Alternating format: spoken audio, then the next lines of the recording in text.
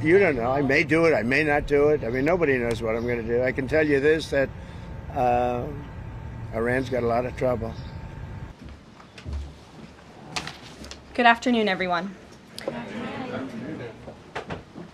Now, regarding the ongoing situation in Iran, I know there has been a lot of speculation amongst all of you in the media regarding the president's decision-making and whether or not the United States will be directly involved.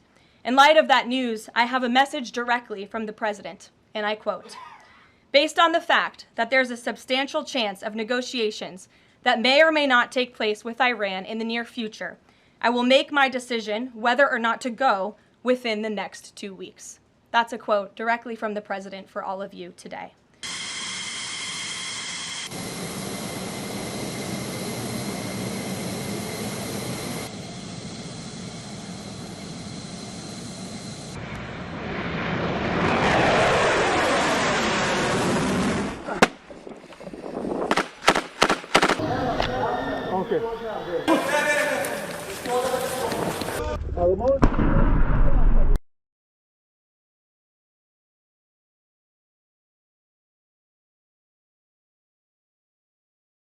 صهیونیستی در جنایتی دیگر به محدوده مجتمع هسته‌ای شهدای خنداب تجاوز کرد.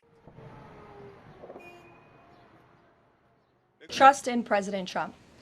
President Trump has incredible instincts, and President Trump kept America and the world safe in his first term as president in implementing a peace through strength foreign policy agenda. And with respect to Iran, nobody should be surprised by the president's position that Iran absolutely cannot obtain a nuclear weapon. He's been unequivocally clear about this for decades, not just as president, not just as a presidential candidate, but also as a private citizen. It is a fact, and the United States government maintains this fact, that Iran has never been closer to obtaining a nuclear weapon. Iran has all that it needs to achieve a nuclear weapon. All they need is a decision from the supreme leader to do that, and it would take a couple of weeks to complete the production of that weapon, which would of course pose an existential threat, not just to Israel, but to the United States and to the entire world.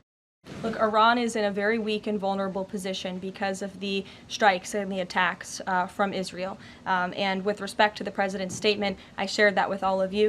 And he has been very direct and clear. Iran can and should make a deal. We sent a deal to them that was practical, that was realistic, or they will face grave consequences. So the president is always interested in a diplomatic solution to the problems and the global conflicts in this world. Again, he is a peacemaker in chief. He is the peace through strength president. And so if there's a chance for diplomacy, the president's always going to grab it. But he's not afraid to use strength as well, I will add. The IDF and Israel, I think, have exceeded a lot of people's expectations in their ability to really hinder Iran's nuclear facilities, but also they've taken out key people in the Iranian regime's leadership as well. So this is something, of course, we are monitoring and watching every day, and the president was just in an intelligence briefing. He continues to be briefed by his National Security Council, and he will throughout the duration of this war and conflict.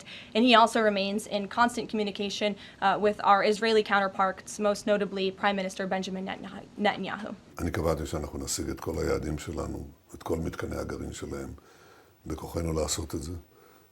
אבל ההחלטה של הנשיא, אם הוא רוצה להצטרף או לא, שוב, זו החלטה שלו. הוא יעשה מה שטוב לארצות הברית, ואני אעשה מה שטוב למדינת ישראל.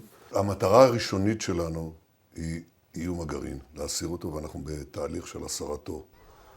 הדבר השני זה להסיר את איום הטילים הבליסטיים, אנחנו בתהליך של הסרתו. תוך כדי זה, ברור שהמשטר הזה מתערער. אנחנו פוגעים גם במטרות שלטון, בסמלי שלטון. ראיתם את זה, תחנת השידור ועוד יש, עוד היד נטויה.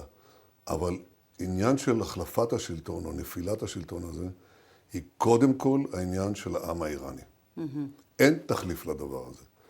ולכן אני לא הצגתי את זה כמטרה, זה יכול להיות תוצאה, אבל זה לא מטרה מוצהרת או פורמלית שאנחנו נמצאים.